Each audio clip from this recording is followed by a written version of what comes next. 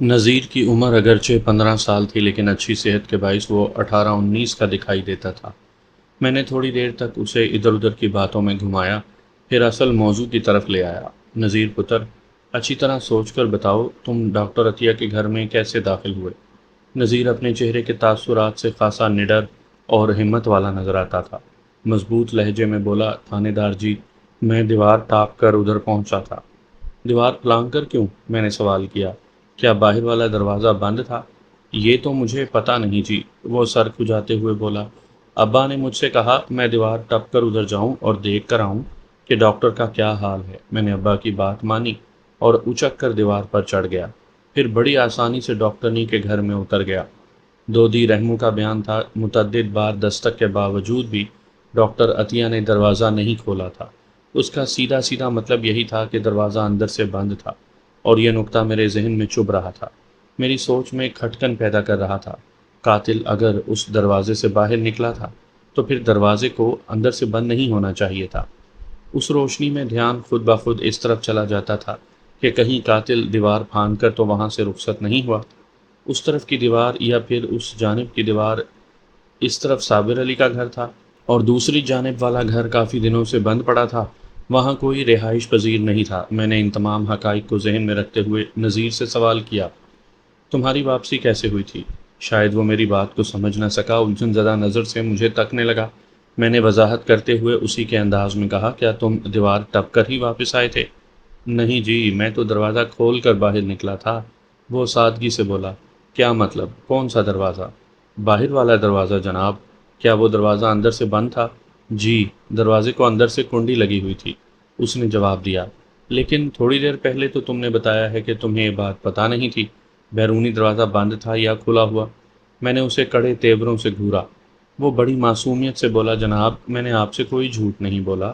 جب میں دیوار ٹپ کر ڈاکٹرنی کے گھر میں اترا تھا تو اس وقت مجھے بالکل پتہ نہیں تھا کہ اس کے گھر کا دروازہ کھلا ہے یا بند۔ جب ابا نے مجھے دیوار ٹپ کر ادھر جانے کو کہا تو میں یہی سمجھا کہ دروازہ اندر سے بند ہے۔ وہ ایک لمحے کو رکا، پھر اپنی بات جاری رکھتے ہوئے بولا، یہ تو واپس آتے ہوئے مجھے پتہ چلا کہ دروازے کو اندر سے کنڈی لگی ہوئی ہے۔ میں نے کنڈی کھولی اور باہر آ گیا، اس میں میرا بھلا کیا قصور ہے؟ وہ بات ختم کر کے شاکی نظر سے مجھے دیکھنے لگا، اس کے الفاظ سے سچائی ٹپکتی تھی۔ اس وقت ہم باہر مین بازار میں کھڑے تھے۔ میں نے نذیر کا کندھا تھپ تھپایا اور تسلی آمیز لہجے میں کہا، تمہارا کوئی قصور نہیں ہے پتر، تم آؤ میرے ساتھ۔ میں نے نذیر کو اپنے ہمراہ رکھتے ہوئے ڈاکٹر عطیہ کے گھر کے بیرونی دروازے کے پاس آ گیا۔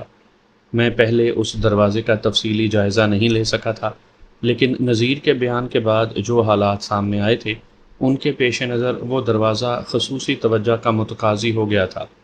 میں نے اندر اور باہر دونوں جانب سے اس دروازے کا باریک بینی سے معائنہ کیا اور ساری بات میری سمجھ میں آ گئی۔ اس دروازے کے عین وسط میں لٹو والی کنڈی نصب تھی۔ مذکورہ کنڈی ایک مخصوص ساخت اور فعل کی حامل ہوتی ہے۔ اس کا لٹو اندر اور باہر دونوں سمت سے گھمایا جا سکتا ہے۔ اس لٹو کے گھومنے سے کنڈی کا لیور گرایا اور اٹھایا جا سکتا ہے۔ بالفاظ دیگر اس دروازے میں اندر سے لگی ہوئی کنڈی کو لٹو گھما کر باہر سے کھولا جا سکتا ہے۔ اسی طرح دروازے سے باہر رہتے ہوئے لٹو ہی کی مدد سے دروازے کی اندرونی کنڈی لگائی بھی جا سکتی تھی۔ اب یہ بات واضح ہو گئی کہ قاتل نے اس گھر سے رخصت ہوتے وقت دروازے کو اندر سے کس طرح بولٹ کر دیا تھا۔ یہ نہایت ہی آسان اور عام سی بات تھی۔ میں دروازے کے معائنے سے نمٹ کر نذیر کی جانب متوجہ ہوا ہی تھا کہ ایک نسوانی آواز نے اسے پکار لیا، نذیر پتر، تم پولیس والوں کے ساتھ کھڑے کیا کر رہے ہو؟ وہ تمہارا ابا کدھر ہے؟ اس عورت کے طرز تخاطب سے میں سمجھ گیا کہ وہ نذیر کی ماں یعنی صابر علی کی بیوی ہوگی۔ اس پکار پر نذیر اپنے گھر کی طرف منہ کر کے جلدی سے بولا، آتا ہوں اماں۔ پھر اس نے اجازت طلب نظروں سے مجھے دیکھا۔ میرے ذہن میں ایک یہ خیال آیا کہ کیوں نہ صابر کی گھر والی سے دو چار باتیں کر لوں۔ عورتوں میں تجسس کا مادہ بنسبت زیادہ ہوتا ہے اور یہ مخلوق ایک دوسرے کی ٹو میں رہنے کی بھی شوقین ہوتی ہے۔ عین ممکن ہے نذیر کی ماں سے کوئی ایسی بات معلوم ہو جائے جو ڈاکٹر عطیہ کے قتل پر روشنی ڈال سکے۔ اسی امکان کے پیش نظر میں نے نذیر سے کہا، پتر، میں تمہاری ماں سے دو چار باتیں کرنا چاہتا ہوں، کیا تمہارے گھر میں بیٹھنے کی کوئی جگہ ہے؟ ہاں جی، ہماری بیٹھک میں بیٹھ سکتے ہیں، اس نے مثبت انداز میں جواب دیا، پھر متعاملانہ لہجے میں بولا، میں پہلے اماں سے پوچھ لوں؟ ضرور پوچھو برخوردار، میں نے ٹھہرے ہوئے لہجے میں کہا۔ وہ میری تائید پا کر اپنے گھر کی جانب بڑھ گیا۔ تھوڑی دیر بعد میں صابر علی کی کشادہ بیٹھک میں ایک کرسی پر بیٹھا تھا۔ پہلے زمانے میں جو کمرہ بیٹھک کے نام سے موسوم ہوا کرتا تھا، آج کل رواج کے مطابق اسے ڈرائنگ روم کہہ کر یاد کیا جاتا ہے۔ صابر علی کی بیوی کا نام شہناز معلوم ہوا۔ وہ اس وقت خاصی تشویش میں مبتلا تھی۔ وہ گویا ہوئی تو مجھے یہ اندازہ لگانے میں ذرا بھی دقت کا سامنا نہیں ہوا کہ نذیر اسے صابر کے بارے میں بتا چکا تھا۔ اس نے چھوٹتے ہی بڑے ترش لہجے میں پوچھا، تھانے دار جی، اگر کسی نامراد نے ڈاکٹرنی کو قتل کر دیا ہے تو اس میں ہمارا کیا دوش ہے؟ آپ نے میرے گھر والے کو تھانے میں کیوں بند کر دیا ہے؟ میں نے رسانیت سے کہا، میں نے تمہارے خاوند کو حوالات میں نہیں ڈالا، بلکہ بڑی عزت سے وہاں بٹھا کر رکھا ہے، اور وہ بھی ضروری بیان کے لیے۔ تم صابر کے لیے زیادہ فکر مند نہ ہو، میں تھانے پہنچتے ہی اسے فارغ کر دوں گا۔ میں نے تھوڑا توقف کیا، پھر شہناز سے پوچھا، تم اس واقعے کے بارے میں کیا جانتی ہو؟ میں بھی اتنا ہی جانتی ہوں جتنا دوسرے لوگ جانتے ہیں، وہ بیزاری سے بولی۔ ڈاکٹرنی کے قتل سے ہمارا کوئی تعلق نہیں۔ پھر کس کا تعلق ہے؟ میں نے اچانک سوال کیا۔ مجھے کچھ پتا نہیں جی، میرا اس سے زیادہ میل جول نہیں تھا۔ میں نے چند لمحے سوچنے کے بعد پوچھا، تم ڈاکٹر عطیہ کے قتل کے بارے میں کوئی اندازہ تو لگا سکتی ہو؟ میں اس سلسلے میں تمہاری رائے جاننا چاہتا ہوں۔ وہ اکتاہٹ آمیز لہجے میں بولی، تھانے دار جی، میں کسی پر شک ظاہر کر کے خواہ مخواہ گناہگار نہیں ہونا چاہتی۔ آپ پولیس والے ہیں، خود ہی اس ڈاکٹرنی کے قاتل کو پکڑنے کی کوشش کریں۔ قاتل کو تو میں پکڑ ہی لوں گا شہناز، میں نے سوچ میں ڈوبے ہوئے لہجے میں کہا، لیکن لگتا ہے تم قانون سے تعاون کرنے کو تیار نہیں ہو۔ توبہ توبہ، وہ دونوں ہاتھوں سے اپنے کانوں کو چھوتے ہوئے بولی، تھانے دار جی، میں نے تو ایسی کوئی بات نہیں کی، آپ خواہ مخواہ مجھے ڈرانے کی کوشش کیوں کر رہے ہیں؟ میں نے اس کو سراسیمگی کے نظر انداز کرتے ہوئے ٹھوس لہجے میں دریافت کیا، یہ نیاز علی کیسا بندہ ہے؟ نیاز علی؟ کون نیاز علی؟ وہ الجھن بھری نظر سے مجھے دیکھنے لگی۔ میں نے ایک ایک لفظ پر زور دیتے ہوئے کہا، میں زبین کے گھر والے کی بات کر رہا ہوں۔ نیاز علی لگ بھگ 2 ماہ پہلے ڈاکٹر عطیہ کے خلاف ایک سنجیدہ شکایت لے کر میرے پاس آیا تھا۔ وہ خاصا برہم نظر آتا تھا۔ وہ اپنے دل میں ڈاکٹر عطیہ کے لیے بہت غم و غصہ رکھتا تھا۔ میں پچھلی اقساط میں نیاز علی کے مسئلے کو تفصیلاً بیان کر چکا ہوں۔ سامعین کرام، آپ سن رہے ہیں ملک صفدر حیات کی تفتیشی داستانوں کے سلسلے میں ایک دلچسپ اردو داستان جس کا نام ہے دیا سلائی۔ یہ اس سلسلے کی قسط نمبر 3 ہے۔ مجھے امید ہے آپ کو میری یہ کاوش پسند آ رہی ہوگی۔ آپ نے اگر ابھی تک میرا چینل کہانی گھر سبسکرائب نہیں کیا تو ابھی میرے چینل کو سبسکرائب کر کے بیل نوٹیفیکیشن آن کر لیجئے تاکہ آنے والی ہر نئی کہانی کی اطلاع بر وقت آپ تک پہنچ سکے۔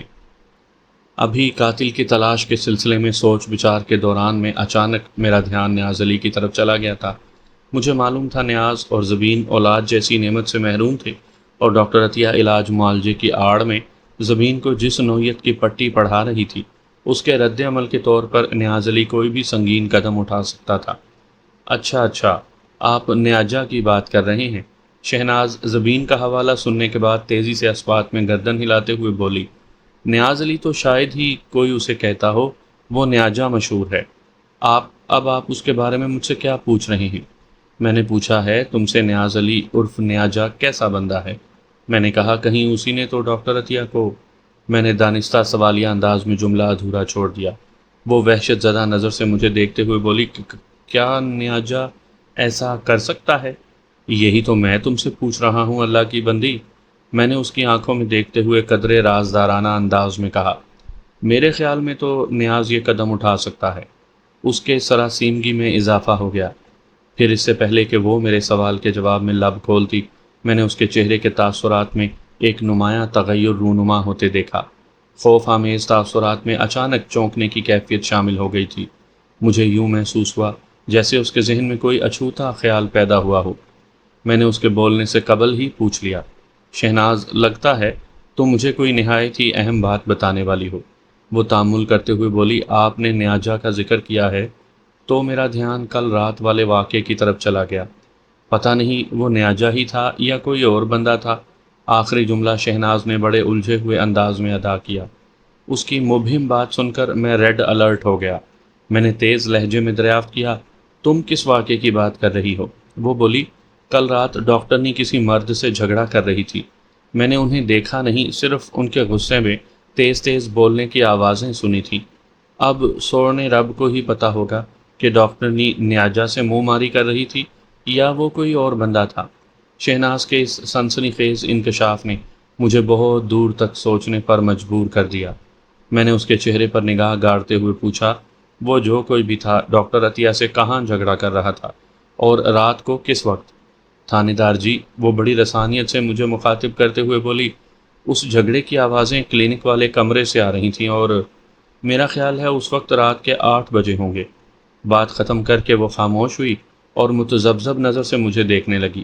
اس کی نظر میں ایک توقع پائی جاتی تھی جیسے وہ میرے منہ سے کوئی بڑا انکشاف سننے کی متمنی ہو۔ میں نے بدستور اس کے چہرے کا جائزہ لیتے ہوئے سوال کیا، کیا تم نے پوری توجہ سے انہیں جھگڑتے ہوئے سنا تھا؟ ان کی تلخ و ترش باتیں تمہارے پلے تو پڑی ہوں گی؟ وہ نفی میں سر ہلاتے ہوئے بولی، نہ جی، میں نے ان کے جھگڑے پر زیادہ دھیان نہیں دیا، اس لیے میں نہیں جانتی کہ وہ کس بات پر لڑائی کر رہے تھے۔ ویسے بھی وہ ایک لمحے کو متوقف ہوئی، پھر اپنی بات مکمل کرتے ہوئے بولی، ان کی آوازیں تھوڑی دیر بعد آنا بند ہو گئی تھیں۔ میں نے صابر علی کی بیوی شہناز سے چند اور متعلقہ سوالات کیے، پھر اس کے گھر سے نکل آیا۔ تھانے میں رحمو دودی اور صابر علی میرے انتظار میں سوکھ رہے تھے۔ میں نے وہاں پہنچتے ہی انہیں باری باری اپنے کمرے میں بلا لیا۔ مزید پوچھ گچھ کے نتیجے میں بھی کوئی نئی اور مفید بات سامنے نہ آ سکی۔ میں نے اندازہ لگا لیا کہ وہ دونوں کسی بھی طور پر ڈاکٹر عطیہ کے قتل میں ملوث نہیں ہو سکتے۔ میں نے ضروری تاکید کے ساتھ انہیں اپنے گھروں کو جانے کی اجازت دے دی، تاہم بوقت رخصت میں نے صابر علی سے ایک استفسار ضرور کیا، صابر، تمہاری گھر والی کی زبانی مجھے پتہ چلا ہے کہ کل رات 8 بجے ڈاکٹر عطیہ کے کلینک میں کوئی شور شرابہ سنا گیا ہے۔ ڈاکٹر عطیہ کسی مرد سے جھگڑا کر رہی تھی، یہ کیا قصہ ہے بھائی؟ وہ تامل کرتے ہوئے بولا، شہناز نے مجھ سے بھی اس واقعے کا ذکر تو کیا تھا، لیکن میں نے اس پر زیادہ توجہ نہیں دی۔ ایک لمحے توقف سے وہ اضافہ کرتے ہوئے بولا، میں پرائے پھڈے میں ٹانگ پھنسانے کا عادی نہیں ہوں تھانے دار صاحب، اس لیے میں نے بیوی کی بات کو ایک کان سے سنا اور دوسرے سے نکال دیا۔ تمہاری باتوں سے اندازہ ہوتا ہے تم نے خود ڈاکٹر عطیہ کو کسی مرد سے جھگڑتے سنا ہے اور نہ ہی دیکھا ہے۔ میں نے اس کی آنکھوں میں دیکھتے ہوئے گمبھیر لہجے میں کہا، بلکہ یہ سارا قصہ شہناز کے توسط سے تم تک پہنچا ہے۔ اس نے اس بات میں گردن ہلا کر میرے اندازے کی تصدیق کر دی۔ صابر علی اور رحمو دودی، ان کے جانے کے بعد میں نے یکے بعد دیگرے 2 کانسٹیبلز کو اپنے کمرے میں بلایا اور انہیں 2 افراد کو تھانے لانے کے لیے روانہ کر دیا۔ میرے ان 2 مطلوبہ افراد میں ایک تو نیاز علی عرف نیاجا اور دوسرا شخص تھا نادر خان۔ میں نادر خان کی طرف سے خاصا تشویش میں مبتلا تھا۔ وہ اس علاقے میں ڈاکٹر عطیہ کا سب سے بڑا خیر خواہ تھا اور ابھی تک منظر سے غائب تھا۔ میں نے جائے وقوع پر بھی اسے تلاش کرنے کی پوری کوشش کی تھی، لیکن وہ مجھے کہیں دکھائی نہ دیا۔ یہ تو ممکن نہیں تھا کہ ڈاکٹر عطیہ والے واقعے کی ابھی تک اسے خبر نہ ہوئی ہو۔ آج صبح ہی صبح یہ معاملہ سامنے آ گیا تھا اور اب تک تو اس قصبے کا ایک ایک فرد ڈاکٹر عطیہ کے قتل سے آگاہ ہو چکا ہوگا۔ نادر خان کی جانب سے یہ پراسرار خاموشی میرے دل و دماغ میں انجانے اندیشوں کو ابھار رہی تھی اور میں پہلی فرصت میں اپنے دماغ اور دل کو صاف کر لینا چاہتا تھا۔ دوپہر کے بعد حوالدار محمد بوٹا ہسپتال سے واپس آ گیا اور اس نے بتایا کہ پوسٹ مارٹم کی ابتدائی رپورٹ کل مل جائے گی اور کل شام تک مقتول ڈاکٹر عطیہ کی لاش بھی ہمارے حوالے کر دی جائے گی۔ بوٹا میرے کمرے میں ہی بیٹھ گیا اور ہمارے درمیان عطیہ مرڈر کیس پر بات چیت ہونے لگی۔ تھوڑی دیر بعد وہ کانسٹیبل واپس آ گیا جسے میں نے نادر خان کی طرف روانہ کیا تھا۔ اس نے بتایا کہ نادر خان قصبے میں موجود نہیں، وہ کل صبح یعنی 7 اکتوبر کو ایک ضروری کام سے منڈی لالا موسا گیا ہوا ہے۔ اسے کل شام ہی واپس آنا تھا لیکن نہیں پہنچا۔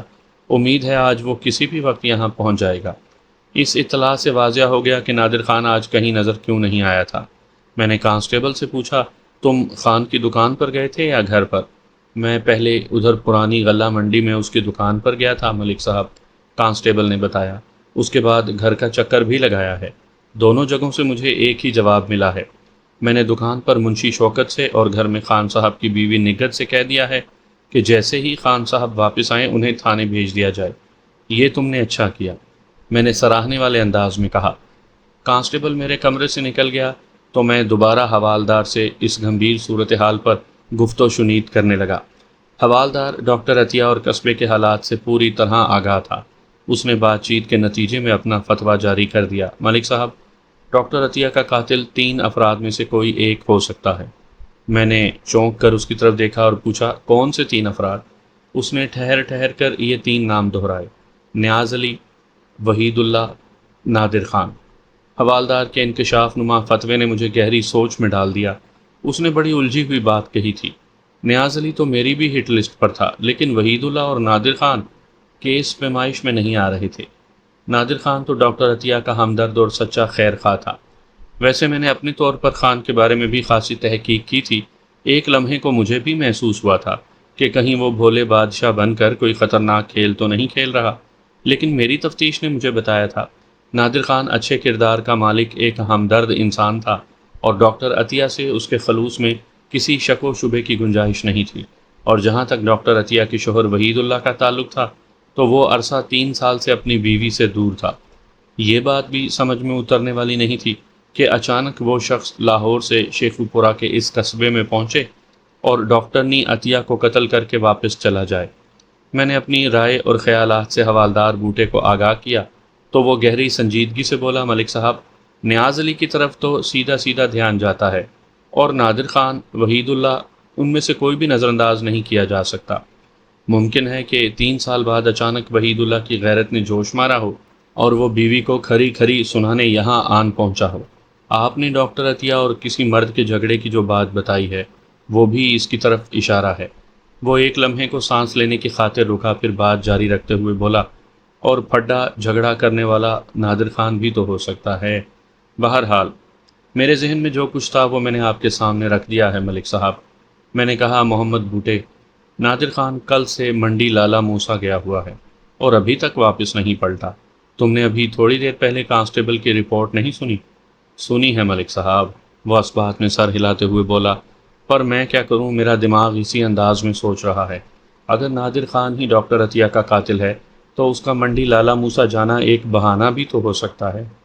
ایک سوچے سمجھے منصوبے کے تحت وہ سب کو یہ بتا کر غائب ہو سکتا ہے کہ وہ منڈی لالا موسیٰ جا رہا ہے۔ اس کے بیان کو چیک کرنے کون لالا موسیٰ جائے گا؟ میں جاؤں گا، میں نے پرعزم لہجے میں کہا۔ اگر مجھے ذرا سا بھی شبہ ہو گیا کہ نادر خان کسی بھی حوالے سے اس قتل میں ملوث ہے تو لالا موسیٰ کیا، میں دنیا کے آخری کنارے تک اس کا پیچھا کروں گا۔ مگر تم ایک بات بھول رہے ہو حوالدار بوٹے۔ میں چند لمحات تک خاموش رہ کر سوچتی ہوئی نظر سے محمد بوٹے کو دیکھتا رہا، پھر ٹھہرے ہوئے لہجے میں کہا، اس قصبے میں اگر ڈاکٹر عطیہ کا کوئی حقیقی خیر خواہ تھا تو وہ نادر خان کے سوا اور کوئی نہیں ہو سکتا۔ تم ان دونوں کی کہانی سے اچھی طرح واقف ہو سکتا ہے حوالدار اپنے موقف کے حق میں کوئی لمبی چوڑی تعویل پیش کرتا کہ ہماری وہ باہمی گفتگو کا سلسلہ منقطع ہو گیا۔ ایک کانسٹیبل میرے کمرے میں داخل ہوا اور اس نے آ کر بتایا، ملک صاحب، میں نیاز علی کو پکڑ کر لے آیا ہوں۔ یہ وہی کانسٹیبل تھا جسے میں نے نیاز کی جانب روانہ کیا تھا۔ میں نے قدرے سخت لہجے میں پوچھا، اتنی دیر کہاں لگ گئی؟ تم تو بہت پہلے اسے لینے گئے تھے۔ وہ وضاحت کرتے ہوئے بولا، ملک صاحب، نیاز اپنے گھر پر موجود نہیں تھا، اسے ڈھونڈنے میں کافی وقت خرچ ہو گیا، اب جا کر ملا ہے تو پکڑ کر سیدھا تھانے لے آیا ہوں۔ یہ تمہیں کہاں سے ملا ہے؟ میں نے استفسار کیا۔ کانسٹیبل نے جواب دیا، جناب، یہ ادھر بشیر نائی کی دکان کے سامنے بیٹھا تاش کھیل رہا تھا۔ اس کے ساتھ اور کون تھا؟ کانسٹیبل نے 4-5 نام گنوا دیے۔ میں نے پوچھا، یہ لوگ روکھی سوکھی تاش کھیل رہے تھے یا؟ میں نے دانستہ جملہ ادھورا چھوڑ دیا۔ کانسٹیبل فوراً میری بات کی تہہ تک پہنچ گیا اور بڑے ولولہ انگیز لہجے میں بولا، جناب، اگر یہ لوگ کچھ لگا کر کھیل رہے ہوتے تو پھر میں خالی پھولی نیاز کو ہی پکڑ کر نہ لاتا، بلکہ ان سب کو بھیڑ بکری کی طرح آگے دھر کے آپ کی خدمت میں پہنچا دیتا۔ میں نے کانسٹیبل کے جذبے کو ستائشی الفاظ میں سراہا اور کہا، ٹھیک ہے، تم نیاز علی کو میرے پاس بھیج دو۔ کانسٹیبل نے مجھے سلوٹ کرنے کے بعد کمرے سے نکل گیا۔ تھوڑی دیر بعد نیاز علی میرے سامنے حاضر ہوا۔ وہ خاصا بوکھلایا ہوا تھا، اس کے چہرے پر ہوائیاں اڑ رہی تھیں۔ وہ پہلی مرتبہ جب میرے پاس ڈاکٹر عطیہ کی شکایت لے کر آیا تھا تو میں بڑی گرم جوشی سے ملا تھا اور اسے بیٹھنے کے لیے کرسی بھی پیش کی تھی، لیکن اب وہ میرے بدلے ہوئے تیور دیکھ کر خاصا گھبرا گیا تھا۔ اس نے میرے کہے بغیر ایک کرسی کھینچ کر بیٹھنے کی کوشش کی تو حوالدار نے اسے بری طرح جھڑک دیا، اوئے نیاز علی، بندے دے پتر کی طرح سیدھا کھڑا رہ، مجرموں کو ہم کرسی پیش نہیں کرتے بلکہ چھت والے کنڈے میں الٹا لٹکا دیتے ہیں۔ وہ میری طرف دیکھتے ہوئے گھگیایا، تھانے دار صاحب، یہ سب کیا ہے؟ میں نے کون سا جرم کیا ہے؟ میرے ساتھ ایسا سلوک کیوں کیا جا رہا ہے؟ میں اب تک اسے خاموش نظروں سے گھور رہا تھا۔ میں نے بدستور اس کی آنکھوں میں دیکھتے ہوئے کہا، جرم تم کرو اور بتائیں ہم کہ تم نے کیا کیا ہے؟ کیا تم لاٹ صاحب کی اولاد ہو؟ جناب، آپ کی باتیں میری سمجھ میں نہیں آ رہی، وہ منت ریز لہجے میں بولا۔ تاش کھیلنا کوئی جرم تو نہیں؟ اللہ پاک کی قسم ہم جوا نہیں کھیل رہے تھے۔ نیاز علی ہماری سنگین باز پرس کو کسی اور کھاتے میں لے گیا تھا۔ میں نے اس کے کانوں کے کیڑے جھاڑتے ہوئے کہا، میں تمہارے جس جرم کی بات کر رہا ہوں اس کا تعلق تاش کھیلنے سے نہیں بلکہ ڈاکٹر عطیہ کے قتل سے ہے۔ بتاؤ تم نے ڈاکٹر عطیہ کو قتل کیوں کیا؟ میرے آخری جملے نے کسی ہتھوڑے کا سا کام کیا۔ اس نے دونوں ہاتھوں سے اپنا سر تھام لیا۔ یوں محسوس ہوتا تھا جیسے اس کی کھوپڑی پر اچانک بھاری ضرب لگی ہو۔ بکھری ہوئی آواز میں اس نے کہا، تھانے دار جی، یہ آپ کیا کہہ رہے ہیں؟ میں نے ڈاکٹر نی کو قتل نہیں کیا جناب، آپ کو کوئی غلط فہمی ہو رہی ہے۔ اوئے غلط فہمی کی اولاد! میں نے اسے جھڑکا، پھر اندھیرے میں ایک تیر چلاتے ہوئے کہا، مجھے کوئی غلط فہمی نہیں بلکہ تمہارے بارے میں پکی پکی اطلاع ملی ہے۔ میں نے لمحاتی توقف دے کر اس کے چہرے پر تاثرات کا جائزہ لیا۔ وہاں الجھن اور فکر مندی کے سوا مجھے کچھ نظر نہ آیا۔ میں نے اپنی بات کو آگے بڑھاتے ہوئے سنسنی خیز لہجے میں کہا، مجھے پتہ چلا ہے تم کل رات لگ بھگ 8 بجے ڈاکٹر عطیہ کے کلینک پر گئے تھے۔ کسی بات پر تم دونوں کے بیچ تلخ کلامی ہوئی اور تم نے ڈاکٹر عطیہ کا قتل کر دیا۔ اس کے چہرے پر زردی کھنڈ گئی۔ پل بھر میں وہ برسوں کا بیمار دکھائی دینے لگا۔ اس کی صحت پہلے ہی الا ماشاء اللہ تھی۔ وہ خوف زدہ نظر سے مجھے دیکھتے ہوئے کپ کپاتی ہوئی آواز میں بولا، تھانے دار صاحب، رب دی سوں کھا کر کہتا ہوں، ڈاکٹر نی کے قتل سے میرا کوئی تعلق نہیں۔ میں ڈاکٹر نی کے کلینک پر گیا ہوں اور نہ ہی اسے کوئی لڑائی جھگڑا کیا ہے۔ اس کا مطلب ہے کہ میں تم سے جھوٹ بول رہا ہوں؟ میں نے تیز نظر سے اسے گھورا۔ وہ گھگیایا، جناب میں آپ کو جھوٹا نہیں کہتا، آپ میری بات کا یقین کریں، آپ کو کسی نے میرے بارے میں غلط اطلاع دی ہے۔ میں ڈاکٹر نی کے پاس گیا ہی نہیں۔ پھر تم کل رات 8 بجے کہاں تھے؟ میں نے پوچھا۔ میں اپنے گھر پر تھا سرکار۔ تمہارے گھر میں اور کتنے افراد ہیں؟ بس میں اور میری بیوی زبین، اس نے بتایا۔ آپ زبین سے میری بات کی تصدیق کر سکتے ہیں۔ میں کل شام سے پہلے گھر آ گیا تھا اور پھر آج صبح ہی گھر سے نکلا ہوں۔ وہ ایک بہت ہی وزنی دلیل دے رہا تھا، لیکن میں نے اسے ڈرانے کا عمل جاری رکھا اور دھمکی آمیز لہجے میں کہا، تم یہ نہ سمجھ لینا کہ میں آنکھیں بند کر کے تمہاری بات کا یقین کر لوں گا۔ میں زبین کو بلا کر اس کا بیان بھی لوں گا۔ آپ ضرور اسے پوچھیں جی، وہ مسکین سی صورت بنا کر بولا۔ حوالدار بوٹے نے نیاز علی کی نظر بچا کر ایک آنکھ دبائی اور مجھ سے مخاطب ہوتے ہوئے بولا، ملک صاحب، یہ لاتوں کا بھوت ہے، باتوں سے قابو نہیں آئے گا۔ پھر تم کیا چاہتے ہو؟ میں نے حوالدار کی طرف دیکھا۔ وہ بولا، آپ 1 گھنٹے کے لیے اسے میرے حوالے کر دیں، میں اسے ٹرائل روم کی سیر کراتا ہوں۔ وہاں کے مناظر اتنے گویائی آور ہیں کہ میرا خیال ہے 1 گھنٹے سے پہلے ہی زبان کھول دے گا۔ آزمائش شرط ہے۔ اگر حوالدار نے مجھے آنکھ نہ ماری ہوتی تو اس کے مطالبے بلکہ فرمائش کا مفہوم کچھ اور ہوتا۔ تب وہ واقعی کسی تشدد کے لیے نیاز کو ٹرائل میں لے جاتا، لیکن موجودہ صورتحال میں میں اچھی طرح سمجھ رہا تھا کہ وہ محض ڈرانے دھمکانے کے لیے اسے اپنے ساتھ لے جانا چاہتا ہے، تاکہ اگر وہ کچھ چھپانے کی کوشش کر رہا ہے تو چھپا نہ سکے۔ چنانچہ میں نے بڑی فراخ دلی سے اسے اجازت دے دی۔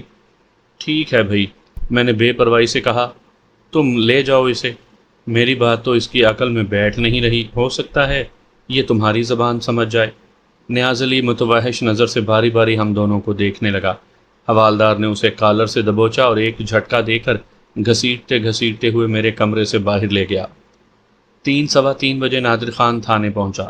وہ بہت اپسیٹ دکھائی دیتا تھا۔ وہ سیدھا میرے کمرے میں آیا اور رسمی علیک سلیک کے بعد بوکھلائے ہوئے لہجے میں بولا، ملک صاحب، یہ کیا غضب ہو گیا؟ عطیہ کی موت کا ذمہ دار کون ہے؟ کیا آپ نے قاتل کو گرفتار کر لیا؟ اس نے ایک ہی سانس میں 3 سوالات پوچھ ڈالے۔ میں نے ٹھہرے ہوئے لہجے میں کہا، خان صاحب، ڈاکٹر عطیہ کے قاتل کو میں بڑی سرگرمی سے تلاش کر رہا ہوں۔ انشاءاللہ بہت جلد آپ اسے حوالات کی سلاخوں کے پیچھے دیکھیں گے۔ ذرا رک کر میں نے اضافہ کیا، اس سلسلے میں مجھے آپ کے تعاون کی ضرورت ہے۔ میں ہر قسم کے تعاون کے لیے تیار ہوں۔ وہ جلدی سے بولا، بتائیں میں کیا کروں؟ اس کے الفاظ اور آواز سے گہری فکر مندی جھلکتی تھی۔ میں نے اسے گھسنے کی کوشش کرتے ہوئے کہا، آپ غالباً اس قصبے میں موجود نہیں تھے۔ میں نے آپ کو بلانے کے لیے ایک بندہ بھی بھیجا تھا، شاید آپ لالا موسیٰ گئے ہوئے تھے۔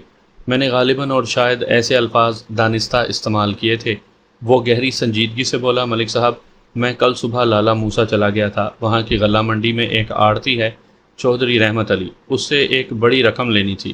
ارادہ یہی تھا کہ کل شام تک واپس آ جاؤں گا، لیکن رحمت علی رقم کا بندوبست نہ کر سکا۔ 10,000 روپے کوئی معمولی رقم نہیں ہوتی۔ بہرحال میں ابھی تھوڑی دیر پہلے ہی گھر پہنچا ہوں اور اب کھڑے کھڑے آپ کے پاس آ گیا ہوں۔